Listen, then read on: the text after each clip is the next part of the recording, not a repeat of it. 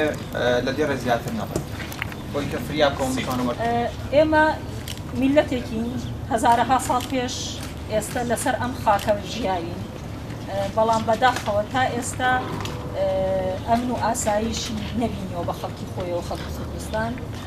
لەبەرەوەی هەمیشە چاوی تەماعکاری داگیرکاری لەسەر خاکی ئێمە هەبووە پێش ئەم حکوومەتی هەرێمی کوردستانە لەم شاری سلێمانیا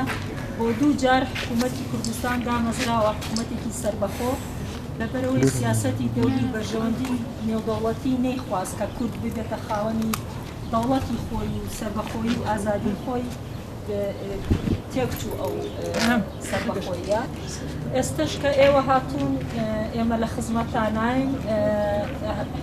خاوەنی کیانێکی سیاسی کوردین کە حکوومەتی هەرێمی کوردستانی پێوترێت بەڵام بەداخەوە کورد وەکو پێویست یەکگوتار نییە بەرامبەر بە هێزە داگیرکاریەکان بەرژەوەندی و مەساڵحی مادی تێکەڵی سەربەخۆیی و ئازادی خوازی بووە و یەکگوتاری سیاسی نیە لەلایەن هێزە سیاسیەکانەوە بۆیە هەمیشە چاوی تەماعکاری بەردەوامە ئەو دەسەڵاتە نوێنەرایەتی ئیرادەی خەڵکی کوردستان ناکات زیاتر پارێزەری بەرژەوەندی وڵاتانی ئەقلیمیە ئاماژەیە بۆ ئەوەی دەسەڵاتی سلێمانیە هەولێر ئەوێ دەوڵەتی تورکیا و ئێران ڕازی بن مشکلەی نییە خەڵکەکەی خۆی باجەکە چۆنەدەن و من دڵنیام هەرێکە لە ئێوە پرسیارتان لا دروست بووە بۆچی خەڵک بێدەنگە دەسەڵات لە چوارچێوەی ئەجەندای وڵاتانی ئەقلیمیە کاری بۆ ئەوە کردووە خەڵکی کوردستان ئیرادەی ئەوەی نەمێنێ بەرگری لە خاک و نیشتیمانەکەی ئاسایشی ئەم دەسەڵاتە بۆ سەرکردنی خەڵکی کوردستانە نەک بۆ دیفاعکردن لە خاکی کوردستان.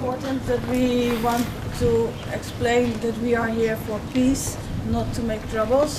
زۆر گرنگە کە ڕوونی کەینەوە کە ئێمە بۆ ئاشتی هاتووین نەک بۆ تێکدان. We are here to talk to the people, to political parties, to non-political parties, to hear about the situation. ئێمە لێرەین بۆی کە قسە لەگەڵ لایەنە سیاسەکان و لایەنە ناحکومیەکان بکەین دەربارەی ئەو دۆخی کە لێردا دەگوزارێت. It's very important that the people of Bashur tell us what is happening so we can take it back to our countries. ئەوەی کە گرنگە ئەوەیە کە دەمانەوێت گوێبیستیەوە بین کە خەڵک پێمان بڵێ چی لێردا دەگوزێرە بۆی کە بیبینەوە بۆ وڵاتەکانی خۆمان.